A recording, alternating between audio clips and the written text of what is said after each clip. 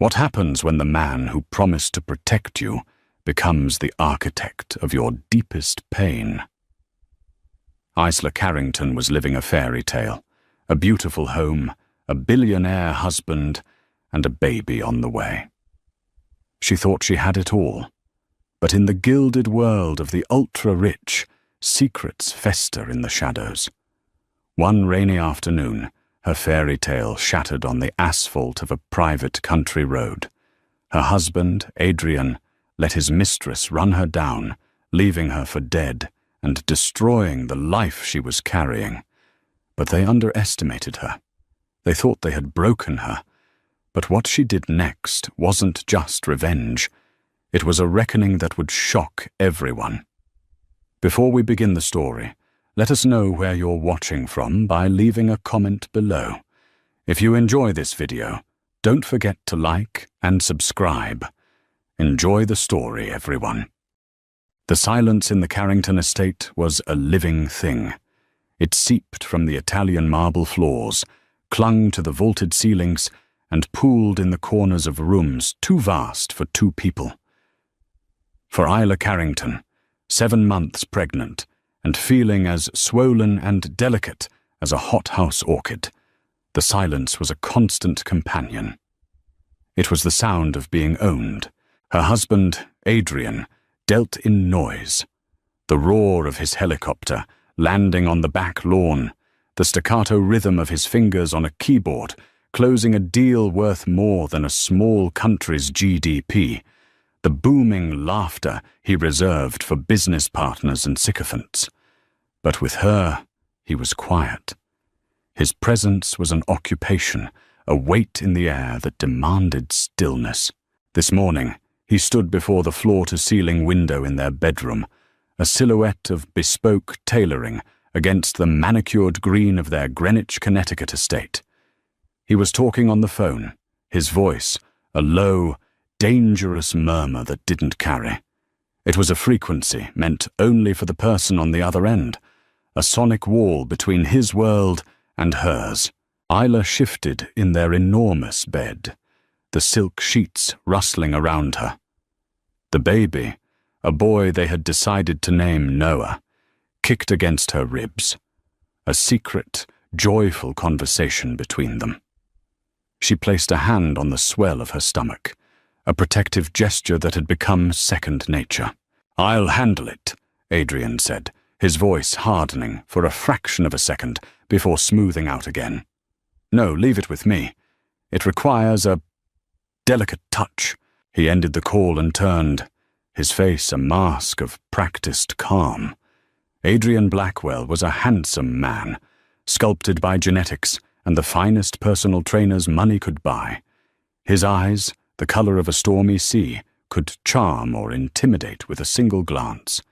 When he looked at her pregnant form, Isla could never quite decipher the emotion. Was it pride? Or was it the cool assessment of an asset manager evaluating a volatile stock? "Morning," he said, his voice now a warm baritone. He crossed the room and sat on the edge of the bed, the mattress barely dipping under his weight.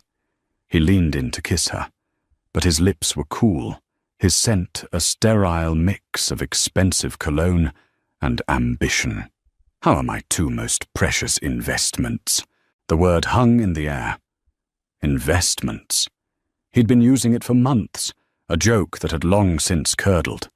In the beginning of their marriage, she was his greatest treasure. Now, she and their unborn son were assets on his personal balance sheet. "We're fine, Adrian," she said, forcing a smile. "Noah was practicing his kickboxing again last night. He's a Carrington, all right, born for the fight." He patted her stomach, a proprietary gesture that made her skin crawl. "Listen, darling, I have to fly to London, a last-minute thing with the Sovereign Wealth Fund. I'll be back Friday." Today was Tuesday.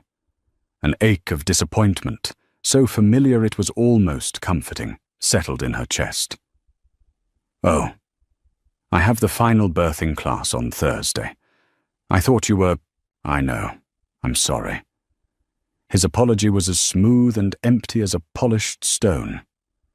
"Thompson will drive you, of course. We can't have you taking any risks." He stood up, already mentally in a different time zone. "I've had a chef from Le Bernardin preparing your meals for the week, high in iron and folic acid, and I've instructed the staff that you are not to be disturbed. Rest is paramount." He was building the cage, bar by gilded bar.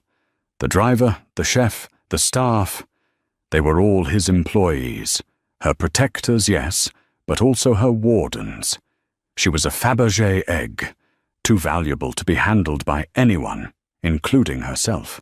After he left, the silence rushed back in, heavier than before. Isla walked through the house, a museum of her own life.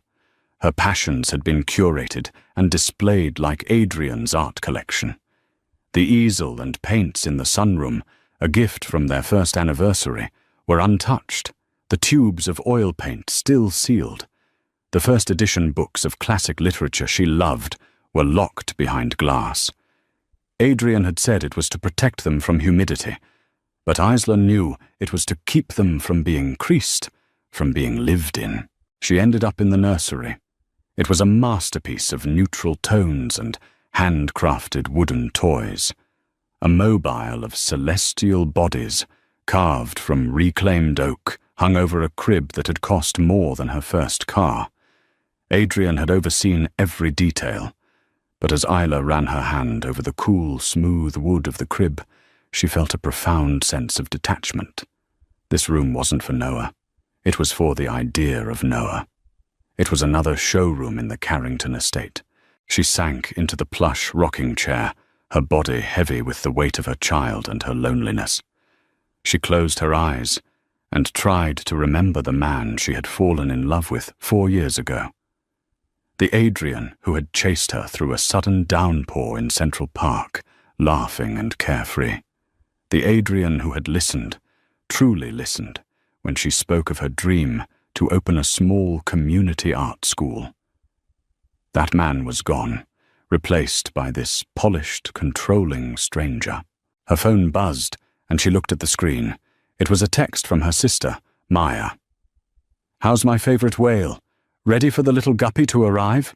A genuine smile finally touched Isla's lips. She typed back, her fingers flying across the screen. "Feeling more like a beached whale. Adrian's off to London again." The reply was instantaneous. "Of course he is. Are you okay, Isa? Really?" How could she explain it? How could she say that she was drowning in luxury, suffocated by care? How could she admit that her greatest fear wasn't childbirth, but the life that would come after? The life of being Mrs. Carrington, mother to the Carrington heir. Another perfect object in Adrian's collection. "I'm fine," she typed, "just tired. The baby is keeping me safe." It was the truest thing she had said all day. In this cold, silent house, Noah was her only warmth. He was her anchor, her purpose. He was the one thing that was truly hers, a life growing inside her that Adrian couldn't control, couldn't lock behind glass. And she would do anything, absolutely anything, to protect him. Lydia Marlowe lived in a world of borrowed luxury. The sleek, modern apartment in Stamford wasn't hers. It was leased by Blackwell Industries. The black Mercedes in the garage, the designer clothes in her closet, the very air she breathed. It all came with Adrian Blackwell's invisible insignia. She was a shadow, existing only in the spaces he carved out for her, waiting for the moment she could step into the light. She checked her reflection in the darkened screen of her phone. Her blonde hair was perfect, her makeup immaculate. She had spent 2 hours getting ready for a 10-minute conversation. With Adrian, every second was an audition. The call came precisely at 10:15 a.m., just as he'd promised. He was in the back of his car, the muted sounds of New York traffic a distant hum. "Good morning, Lydia," he said. His voice was different with her.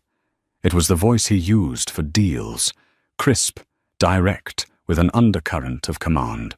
"Good morning, Adrian," she replied, her own voice a carefully constructed blend of warmth and deference.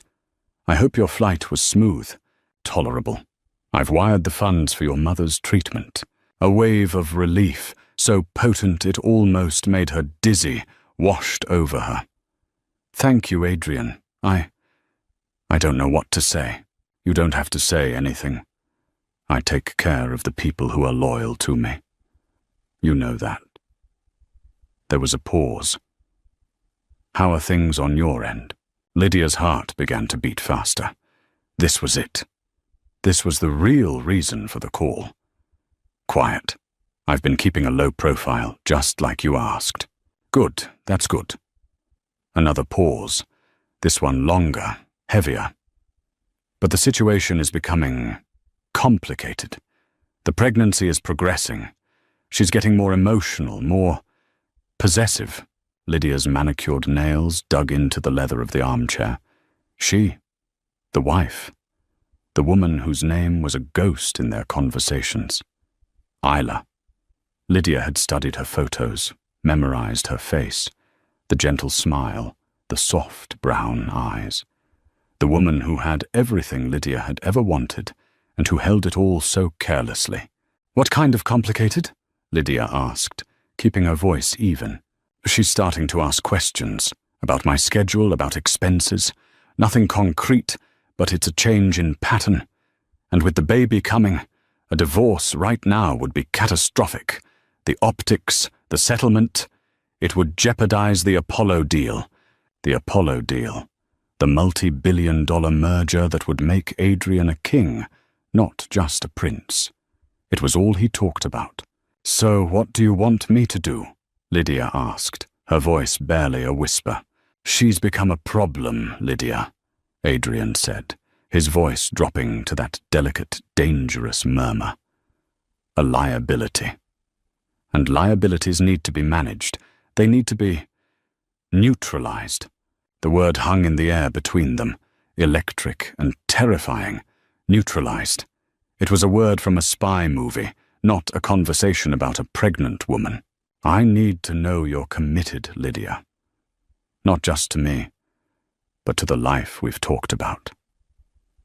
The life you deserve. This is the final hurdle. Once it's cleared, everything falls into place." Her mind raced. What was he asking? He couldn't be saying.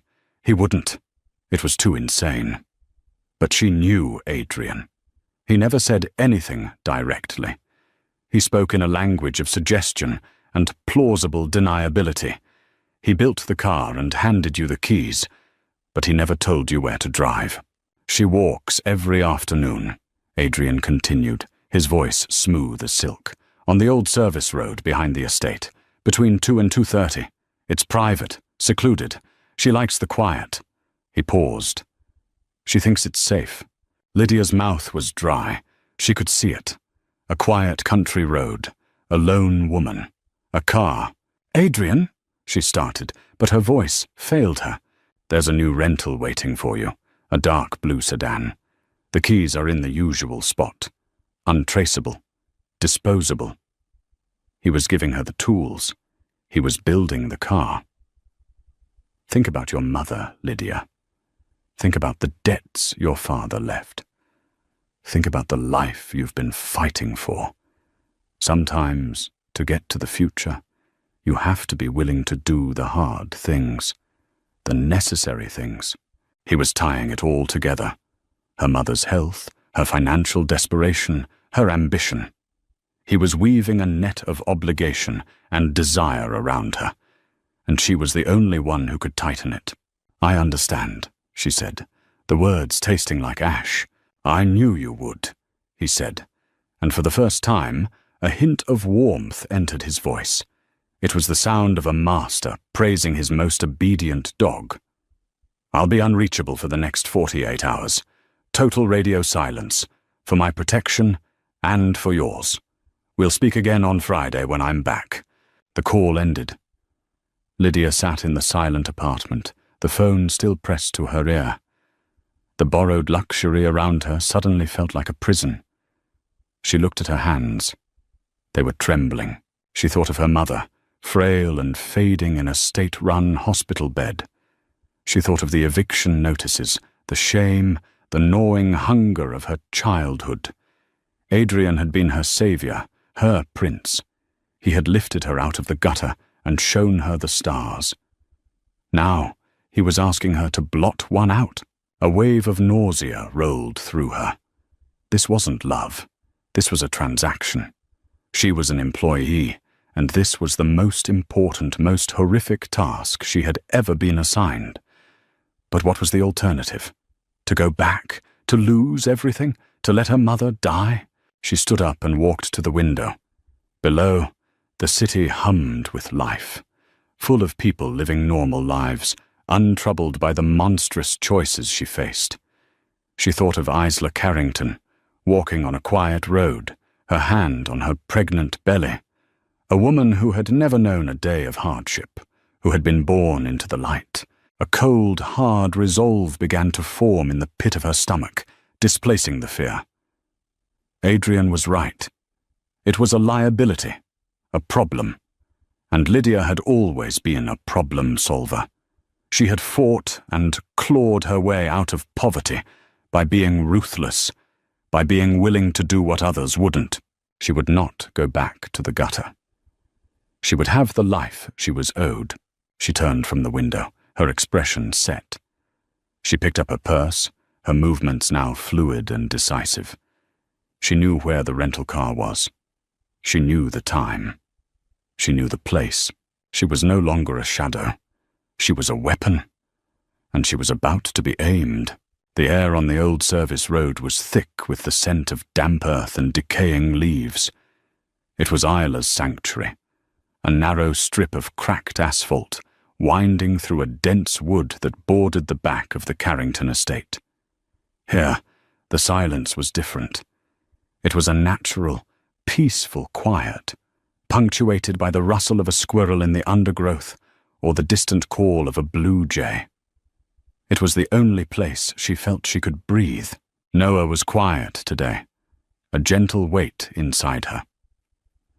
She strolled at a slow, deliberate pace, her hand resting on the curve of her belly.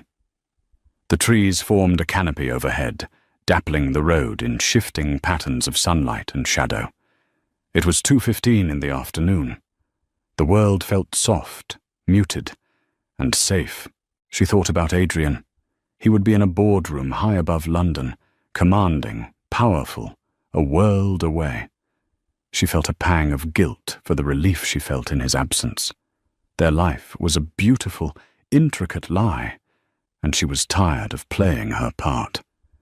Maybe after Noah was born, she would find the courage to change the script, to demand a real partnership, not this gilded servitude.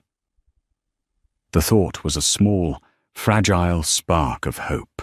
She heard the car before she saw it, a low hum, growing steadily louder. It was unusual for this road. It was a dead end, used only by estate maintenance trucks, and never at this time of day. She moved to the grassy edge of the road to give it plenty of room, assuming it was a lost driver. The car, a dark blue sedan with tinted windows, came around the bend. It wasn't slowing down. If anything, it seemed to be accelerating. A flicker of unease sparked in her chest. The road was narrow. The driver was being reckless. She took another step back, her sneakers sinking into the soft mud at the verge. The car kept coming, its engine now a determined growl. It wasn't staying in the middle of the road. It was veering, deliberately, towards her. Time seemed to warp, stretching and slowing. Isla's mind struggled to process what her eyes were seeing. This wasn't an accident. This wasn't a lost driver. The polished hood of the car was aimed at her like a missile. Panic, cold and absolute, seized her. She tried to run, to scramble further into the woods, but her body felt heavy, clumsy, anchored by the precious life she carried. She managed a single, stumbling step sideways. In that last, horrifying second before impact, The sun glinted off the driver's side window. For a fraction of a moment, the tinted glass became a mirror, and Isla saw a reflection. Not of the driver, but of herself. A distorted image of a terrified, pregnant woman, her mouth open in a scream that made no sound. Then, a different glint. Something inside the car. A flash of blonde hair. A pale, set face. A woman's face. The thought, sharp and clear, pierced through her terror. I know her. And then, the world exploded.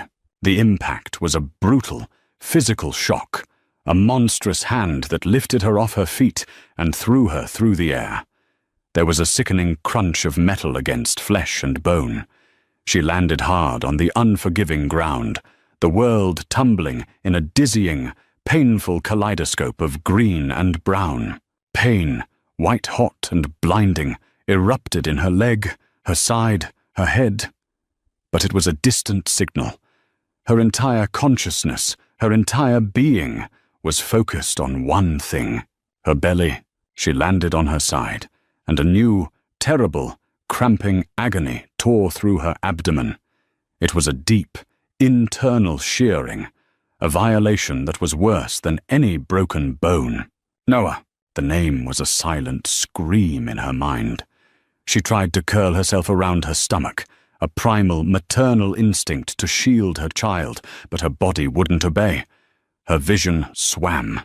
The blue sedan was already speeding away, its engine a triumphant roar as it disappeared around the bend, leaving only the scent of exhaust and shattered peace. Lying in the dirt and damp leaves, Isla's world narrowed to the searing pain in her womb. A warm, wet sensation was spreading beneath her. She didn't need to look. She knew. She was bleeding. She was losing him. No, she whispered, the word a ragged puff of air. No, please, no. Tears mixed with the dirt on her face. The physical pain was immense, a roaring fire that consumed her. But the emotional agony was a black hole, pulling everything into it. The hope she had felt just moments before, the dream of the man she had married, the future she had envisioned with her son. It was all bleeding out of her, onto the cold, indifferent earth. She thought of the driver. The flash of blonde hair. The pale, determined face. Where did she know her from? A flicker of a memory. A photo on Adrian's tablet he'd clicked away from too quickly. A glimpse of a woman at a restaurant he'd steered her away from.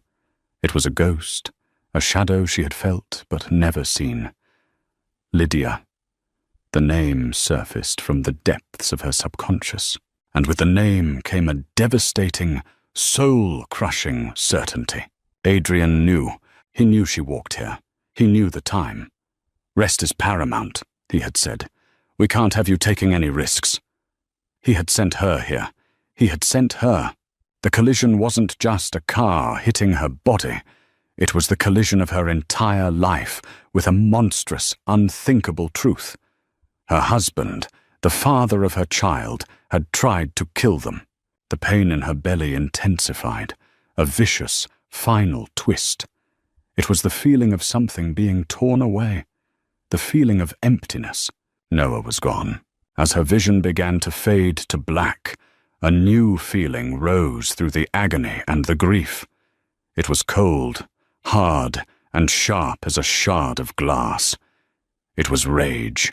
They had taken her son. They had taken her future. They had left her to die on a lonely road. But she wasn't dead, and in the ruins of her life, that single fact became a promise, a vow. She would not be silenced. She would not be erased. She would survive, and she would make them pay. The first thing Isla was aware of was the smell. Antiseptic, bleach, and the faint, cloying scent of wilting flowers, the smell of institutional grief. The second was the sound, the rhythmic, electronic beep of a machine that was measuring the beats of her broken heart. She opened her eyes. The ceiling was white, acoustic tiles with faint water stains. She was in a hospital room. A private room, of course. Adrian would have insisted. Memory came rushing back, not as a wave, but as a physical blow. The blue car, the impact, the searing pain. Noah, a sob, raw and guttural, tore from her throat. A nurse she didn't know rushed to her side. Mrs. Carrington, Isla, it's okay, you're safe now. But she wasn't safe. And it wasn't okay. She put a hand on her stomach. It felt empty, deflated. The vibrant life that had been her constant companion was gone. The silence from her own body was more deafening than any noise. "My baby," she rasped, her throat raw. "Is he?" The nurse's face was a mask of professional pity, an expression Isla knew she would come to hate. "I'm so sorry, Isla. The trauma was too severe. We did everything we could, but you lost the baby." The words were clinical, final. They hammered the last nails into the coffin of her hope. She turned her head away, staring at the blank wall, the tears now silent, burning tracks down her temples into her hair. Noah, her son. He never got to take a breath. He never got to feel the sun. He was just a memory, a ghost limb she would feel for the rest of her life. The door opened and Adrian swept in, his face a perfect portrait of anguish. He was dressed in a rumpled suit, his tie loosened, as if he'd rushed straight from the airport. It was a masterful performance. Isla, my God. He came to her bedside, his hands hovering over her, as if he were afraid to touch her. His sea-storm eyes were filled with a convincing replica of tears. "I came as soon as I heard. I took the first flight. A tragic hit and run, they said. Some monster." She looked at him, truly looked at him, and saw him for the first time. The handsome face was a mask. The grief was a costume. Behind the performance, she could feel the cold, calculating mind at work. He was watching her, gauging her reaction, checking to see if the asset had been successfully liquidated. "A hit and run," she repeated, her voice flat, devoid of emotion. "The police are investigating," he said, finally taking her hand. His touch was like ice. "They're pulling traffic camera footage, talking to everyone. They'll find who did this. I'll put my own investigators on it too. I'll spend every last penny to bring this animal to justice. I swear to you, Isla." The hypocrisy was so vast, so audacious, it was almost breathtaking. He was the monster. He was the animal. He was promising to hunt himself. She wanted to scream. She wanted to claw at his face, to expose the liar beneath. But a strange, cold calm settled over her. An instinct for survival, honed in the instant before the crash, took over. He thought she was broken, a grieving wife lost in a fog of pain. He thought he had won. Let him. A broken, grieving woman was invisible, and an invisible woman could be dangerous. "The car," she said, her voice a low whisper. It was a blue sedan. Adrian's grip on her hand tightened almost imperceptibly. "Did you see anything else? The license plate? The driver?" She held his gaze, letting him see the emptiness in her eyes. "It happened so fast, I saw a flash of blonde hair, I think. It could have been the sun." She let her voice trail off, as if the effort was too much. She watched him closely. A flicker of relief, so quick she would have missed it if she weren't looking for it, crossed his face. He thought she didn't know. He thought the crucial detail was lost. "Blonde hair," he mused, his brow furrowed in thought. "Okay, that's something. We'll give that to the police."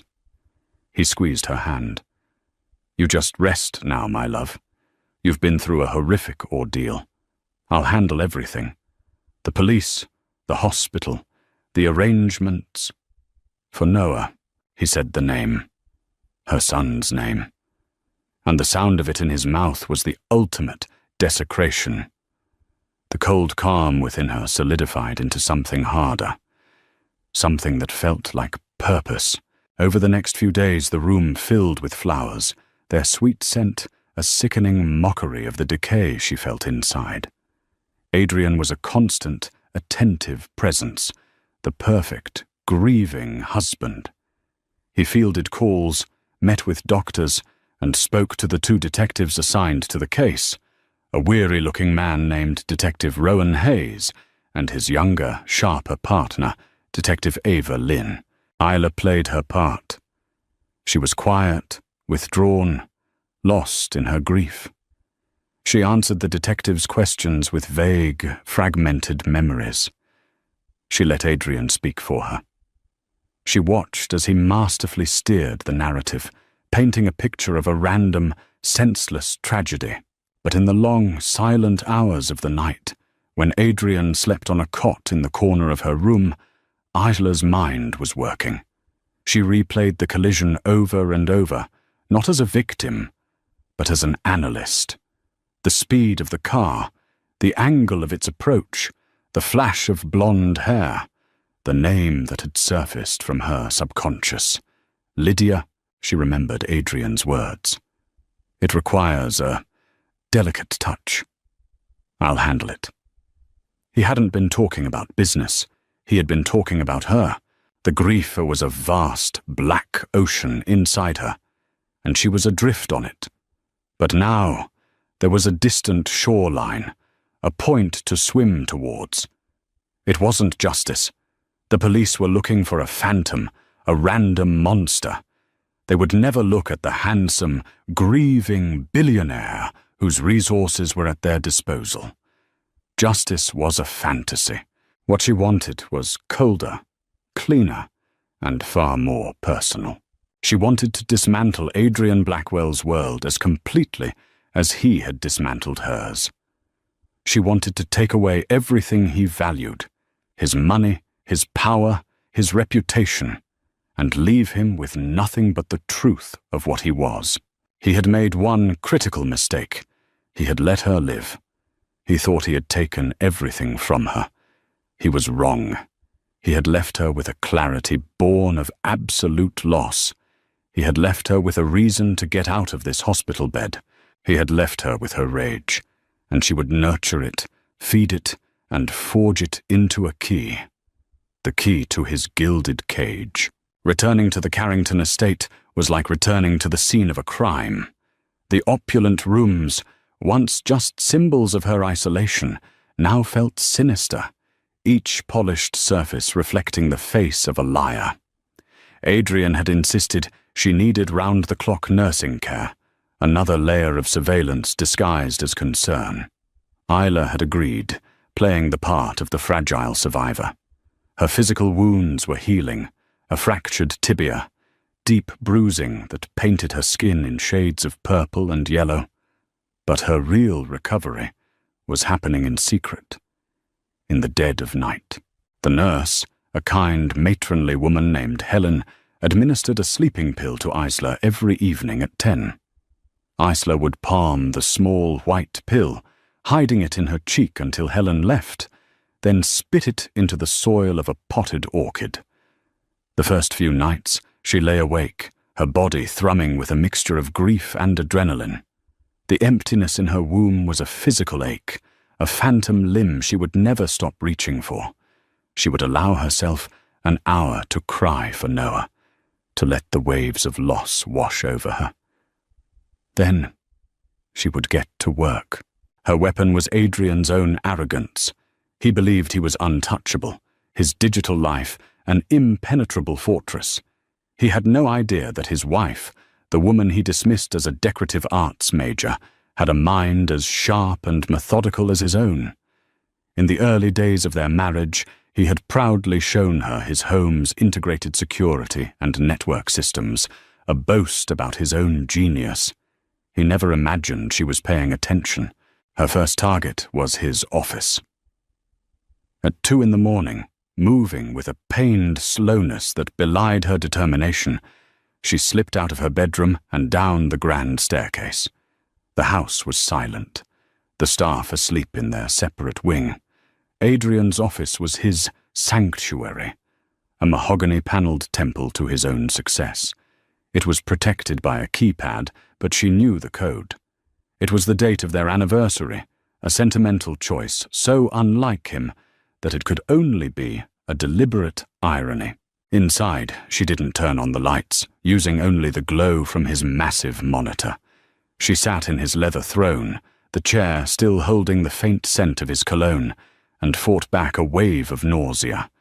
She wasn't looking for a smoking gun. Adrian was too smart for that. She was looking for a thread. She started with his financials, accessing the encrypted server with a password she'd seen him type 100 times. Apollo King 7. The vanity of it almost made her laugh. She bypassed the corporate accounts and went for his personal expenditures, the dark corners of his empire. For hours she sifted through shell corporations, offshore accounts, and a dizzying array of credit cards. It was a masterclass in obfuscation. Then she found it. A recurring monthly payment to a high-end leasing agency in Stamford. The payments were funneled through a holding company named LA Holdings. Lydia Adrian. The arrogance again. Attached to the account was a name she didn't recognize, Lydia Marlowe. Her heart hammered against her ribs. Lydia. The name from her subconscious. With trembling fingers, she opened a browser and typed the name into a search engine. The results were sparse, but telling. A LinkedIn profile with a vague title, Consultant at LA Holdings. A few tagged photos on social media from years ago, before she had learned to be a ghost. And there she was, the flash of blonde hair, the pale, determined face, the woman from the car. Isla felt a cold, vindictive satisfaction. She wasn't crazy. She hadn't imagined it. This was her. This was the woman who had held her life and Noah's in her hands and decided they were worthless. The next thread was the car. Adrian had told the police he had his own investigators looking into it. A lie, of course. He was controlling the flow of information. But he had made a mistake. He had used a rental, a disposable asset. Isla found another payment, a one-time charge from a different holding company to a discreet, high-end rental service, also in Stamford. The charge was for a 5-day rental of a dark blue Lexus sedan. The rental period began the day before the collision and ended the day after. It was all there. The woman, the car, the money trail that led directly back to Adrian. It was a neat, tidy package of conspiracy and murder. She could go to the police right now. She could hand detectives Rowan Hayes and Ava Lynn a case tied up with a bow, but she wouldn't. The thought of Adrian and Lydia in a courtroom, surrounded by lawyers who would twist the truth and paint them as victims of a misunderstanding, filled her with disgust. A prison sentence felt too clean, too simple. It was the system's justice, not hers. They had tried to turn her into nothing more than a bloody smear on the asphalt. She would not grant them the dignity of a legal battle. She would give them the same thing they gave her: personal, intimate, soul-crushing ruin. She downloaded everything: the bank statements, the rental agreements, the corporate filings for LA Holdings. She copied them to a small encrypted flash drive she had hidden in a hollowed-out book in her library, a first edition of The Count of Monte Cristo. Her plan began to form, a complex and beautiful architecture of destruction. It wouldn't be a single explosion. It would be a series of controlled demolitions, taking out the support structures of Adrian's life, one by one, until the entire edifice came crashing down. He valued his reputation.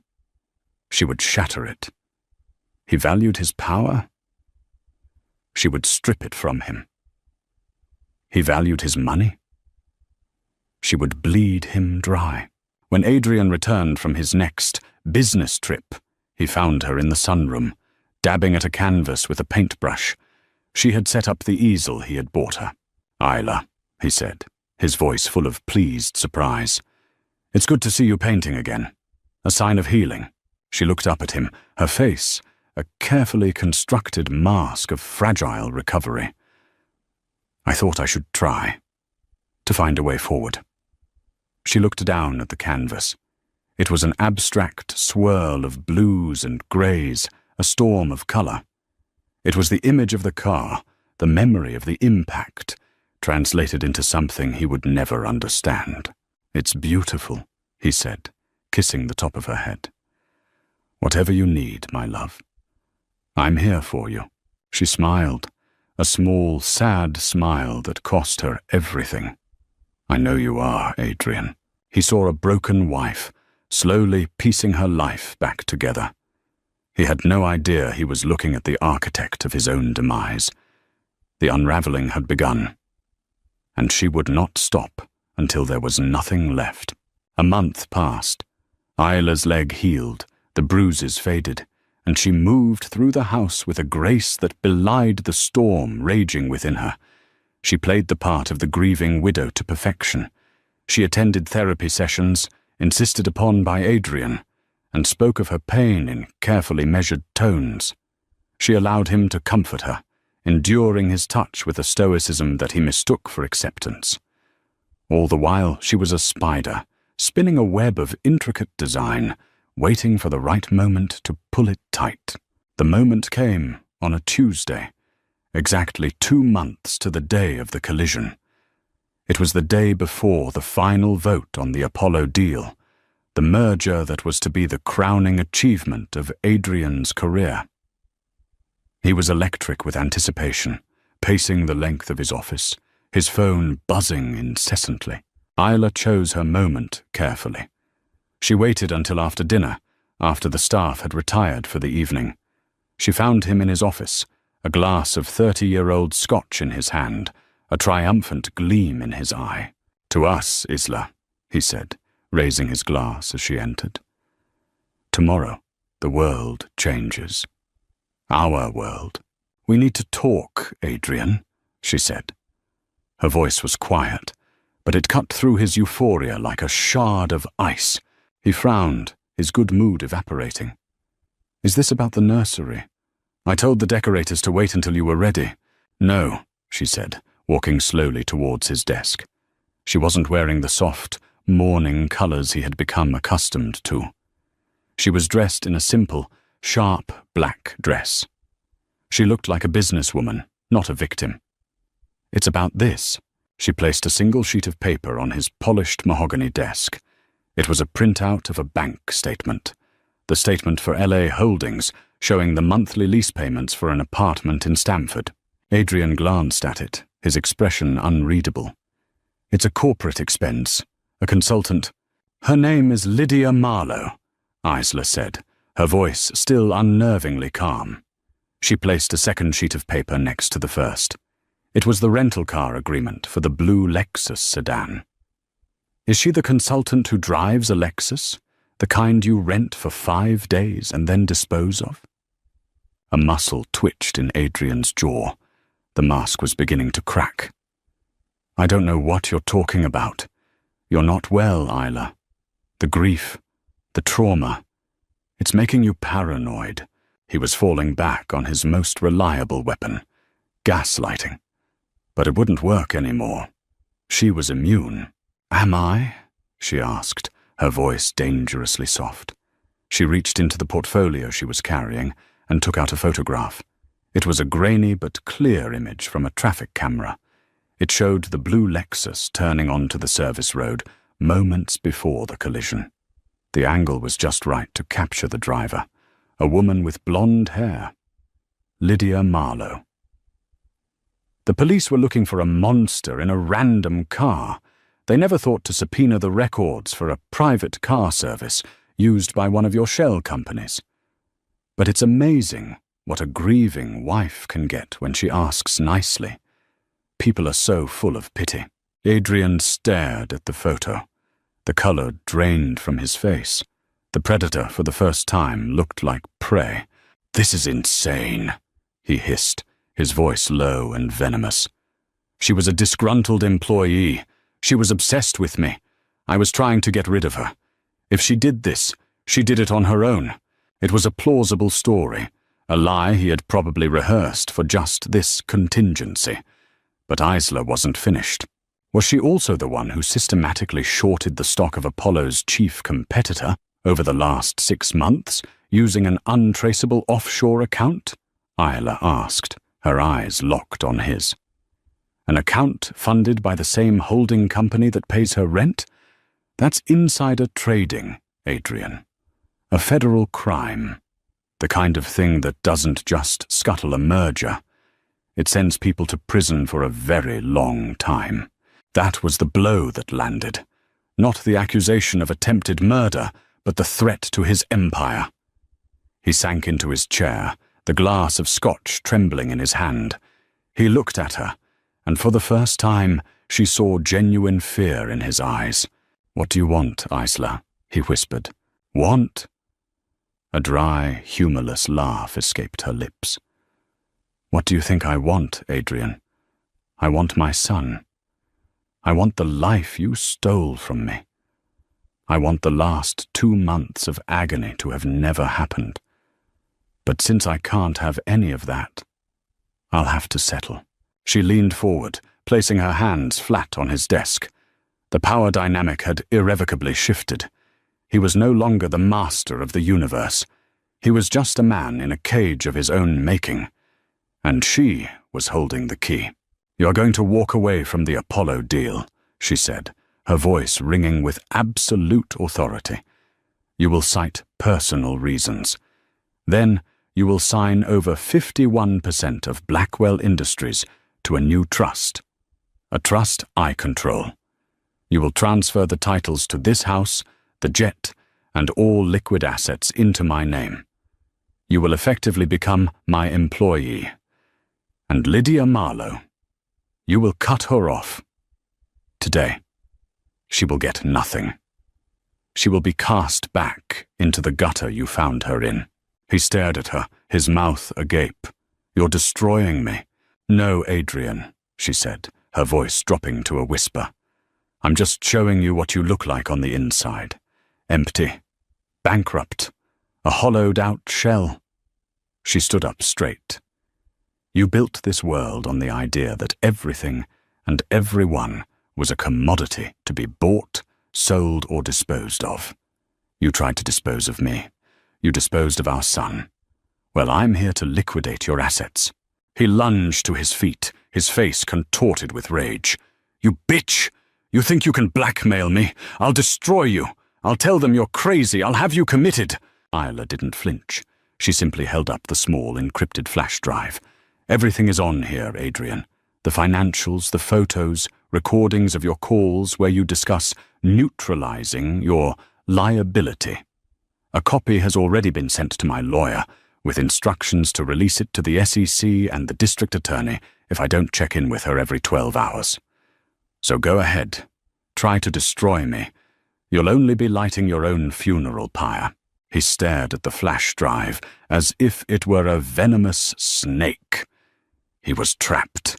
Utterly and completely trapped. The master manipulator had been outmaneuvered. The king had been checkmated. "You have until 9 a.m. tomorrow," Isla said, turning to leave. "The moment the markets open. You'll make the calls, you'll sign the papers, or the world will see you for the monster you are." She walked out of the office, leaving him standing in the ruins of his triumph. She didn't look back. The confrontation wasn't the end. It was simply the beginning of his sentence. His prison wouldn't have bars. It would be the gilded cage he had built for her, where he would live out his days as a powerless ghost in the empire he had lost. The next morning, the world of high finance was rocked by a seismic shock. Adrian Blackwell, the titan, the visionary, the man on the cusp of the biggest merger of the decade, had inexplicably pulled out of the Apollo deal. The official statement was terse, citing grave personal reasons. The stock plummeted. Whispers turned into panicked shouts on trading floors from New York to Hong Kong. Adrian's empire, once thought indestructible, was hemorrhaging value by the second. From the sunroom of the Greenwich estate, Isla watched the fallout on a financial news network, a cup of tea warming her hands. She felt no triumph, no joy, only a cold, quiet sense of order being restored. Adrian was a ghost. He had done as she commanded, his voice a hollow monotone on the phone as he dismantled his own legacy. The lawyers had descended, documents were signed, and control of what was left of Blackwell Industries was transferred to the Noah Carrington Foundation, a trust Isla had established. The name was her own private memorial, a testament to the reason behind it all. Her final act was not for Adrian. It was for Lydia. Isla had tracked her down easily. Without Adrian's funding, Lydia had been evicted from the Stamford apartment within a week. She was now living in a rundown motel off the interstate, the kind of place with peeling paint and the lingering smell of desperation. The black Mercedes had been repossessed. The designer clothes were likely sold. Isla drove herself. She took a simple sedan from the garage, not the Rolls or the Bentley. She found Lydia's room at the back of the motel, facing a dumpster. She knocked on the door. When it opened, Isla was struck by how small Lydia looked, without her armor of wealth. Her blonde hair was limp, her face pale and drawn. The designer dress had been replaced by cheap jeans and a faded t-shirt. When she saw Isla standing there, her eyes widened in pure terror. "What do you want?" Lydia stammered, trying to slam the door, but Isla was quicker, holding it open with a firm hand. "I'm not here to hurt you," Isla said, her voice even. "I'm here to give you a choice." She stepped inside the small, squalid room. It smelled of stale cigarettes and fear. Lydia backed away until she hit the wall, her body trembling. "He's gone, isn't he?" Lydia whispered. "He cut me off. He won't answer my calls. Adrian is no longer a factor," Isla said. "This is about you and me, about what you did." "He made me do it!" Lydia cried, tears streaming down her face. "He said he'd ruin me. He said my mother. He was paying for her treatment. I had no choice." "There's always a choice," Isla said, her voice hardening. "You chose to get in that car. You chose to press the accelerator. You chose to leave me bleeding on the side of the road. You could have said no. You could have come to me. You could have done 1,000 different things. But you chose to try and murder a pregnant woman for a man who saw you as a disposable tool." The words hit Lydia like physical blows. She slid down the wall, burying her face in her hands, her sobs racking her body. Isla watched her for a long moment, the architect of her own misery. She felt a flicker of something, not pity, but a profound sadness for the waste of it all. This woman had thrown away her soul for a man who had none. "I have a recording," Isla said, her voice pulling Lydia from her despair. "A confession from Adrian. He details everything. Your arrangement, his instructions to you, the plan. He threw you under the bus to save himself, of course. Said you were the mastermind." Lydia looked up, her face a mess of tears and disbelief. "What? He's a coward, Lydia. Did you really expect anything else?" Isla paused, letting the betrayal sink in. "I could give this recording to the police. They would convict you of attempted murder and a dozen other things. You would spend the rest of your life in prison." Lydia's breath hitched. "Please don't." "That is one choice," Isla said, her voice cool and measured. "Or there is another. I have a plane ticket for you. It leaves for Portland, Oregon in 3 hours. There is a cashier's check in the envelope for $10,000. Enough to start over, to get a small apartment, find a job, to build a life, a real one. Not one borrowed from a monster. Lydia stared at her, confused. Why? Why would you do that? Because I don't want your life, Lydia. I don't want you to rot in a cell, thinking about me every day. I don't want to be the ghost that haunts you. That's a prison of its own, and I refuse to be your warden. Your punishment won't be a jail sentence. It will be living with the knowledge of what you did. Every time you see a pregnant woman, every time you hear a child laugh, you will remember my son. You will remember Noah. That will be your life sentence. Isla placed the envelope on the stained motel bedspread. If you are not on that plane, if you are anywhere on the East Coast by midnight tonight, the recording goes to the police. The choice is yours. A cell or a chance. A very small chance that you in no way deserve to become a different person. Isla turned and walked out of the room, leaving Lydia with the two possible futures. She didn't look back. This, she thought, was the real reckoning. Not the destruction of an empire, but the quiet, devastating act of forcing her enemies to live with the truth of themselves. Adrian, a king in a gilded cage he couldn't leave. Lydia, a ghost haunted by a life she had taken. And Isla? She was free. The rage had burned away, leaving behind not emptiness, but a clean, quiet space. A space to build something new, something that mattered. 6 months later, the Carrington estate was sold. The proceeds, along with the bulk of Adrian's liquidated fortune, were funneled directly into the Noah Carrington Foundation. The headlines had faded. Adrian Blackwell was a cautionary tale whispered in boardrooms, and Isla had disappeared from the public eye. She hadn't gone far. She bought a modest house in a quiet, leafy suburb an hour away from the city.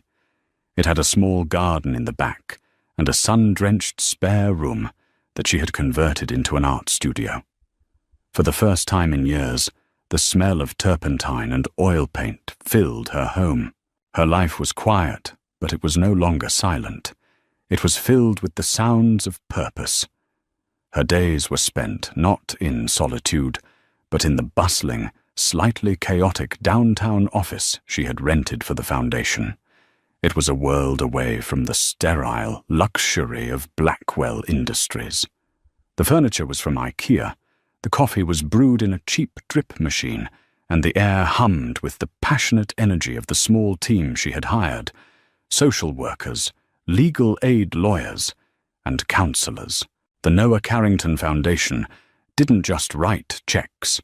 It provided direct, immediate support for women and children escaping domestic abuse.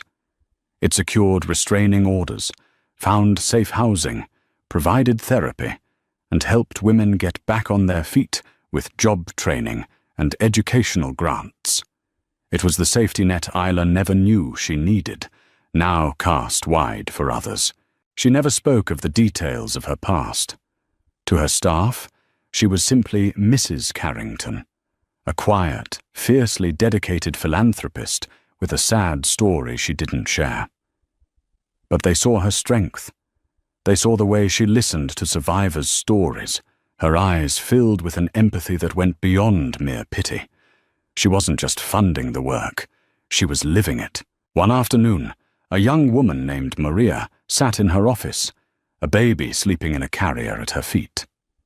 Maria had come to them 2 months ago with a broken arm and a black eye, fleeing a husband who saw her and her child as his property. The foundation had gotten her into a new apartment, found her a job, and was providing daycare. I wanted to thank you, Mrs. Carrington, Maria said, her voice thick with emotion. You didn't just give me money. You gave me my life back. You gave my son a future. Isla looked from Maria's grateful face to the sleeping baby, his tiny chest rising and falling in peaceful rhythm. For a moment, the old ache, the ghost of Noah, clenched her heart. It never truly went away.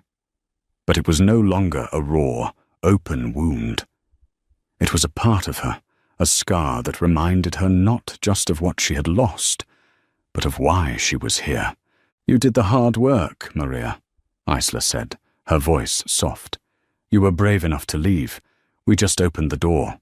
After Maria left, Isla walked to the window of her office. It overlooked a small city park. Children were laughing on the swings, their parents watching from nearby benches. It was a simple, ordinary scene, the kind of life she had once taken for granted and then had stolen from her. She had never heard from Lydia again. A part of her hoped she had gotten on that plane, that she was trying, somewhere in the vastness of America, to be better. She had never seen Adrian. Her lawyers informed her that he still lived in a small, private hotel in the city, a prisoner of the terms she had set.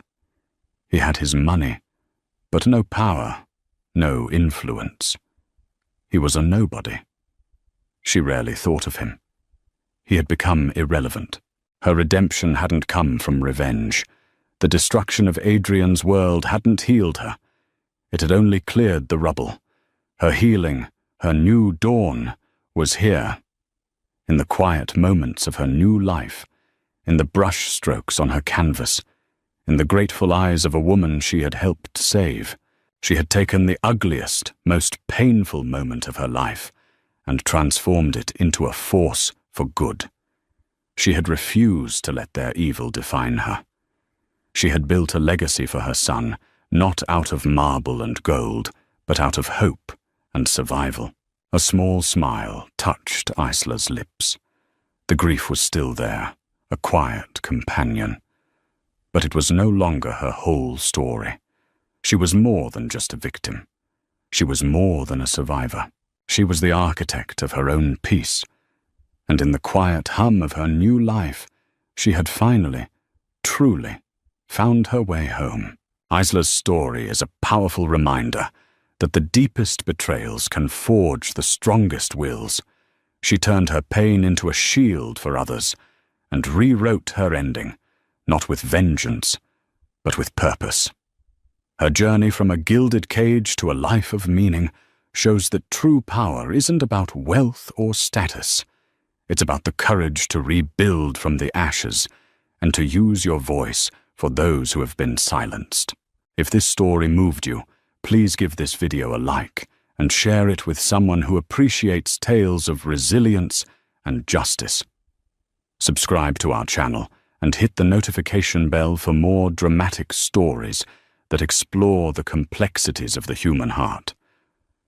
What did you think of Isla's final choice? Let us know in the comments below. Your engagement helps us bring more stories like this to light. Thank you for watching. Thank you for watching. Thank you for watching. Thank you for watching. Thank you for watching. Thank you for watching. Thank you for watching. And there's people having lectures. Flower arranging. My mum used to pick flowers every day from the garden, cut flowers, put them in fuck me. Oh, sorry, Jack, can't afford your tennis racket. We've got to spend all the money on a ramp and a motorised wheelchair for this money-grabbing little fucking... Why do you need a motorised one? No arms. That's fair enough. That is fair enough. I can tell some of you feel a bit uncomfortable laughing at little Timmy, who's a little 6-year-old lad. He's got a funny little voice because his chest is all fucked. Got no arms, no legs, just like stumps, right? But let me tell you something about Timmy to make you feel better about yourselves. He's a fucking racist. Yes. Horrible little shit, he is. You little fucking bigot. You disgusting little fucking racist, you racist scum, you filthy little fucking, you fascist, you fucking, you disgust me.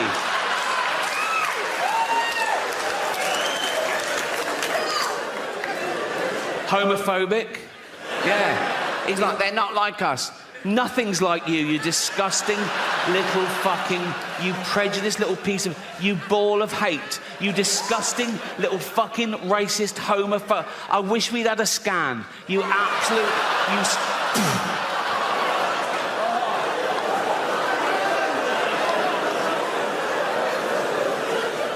Misogynist.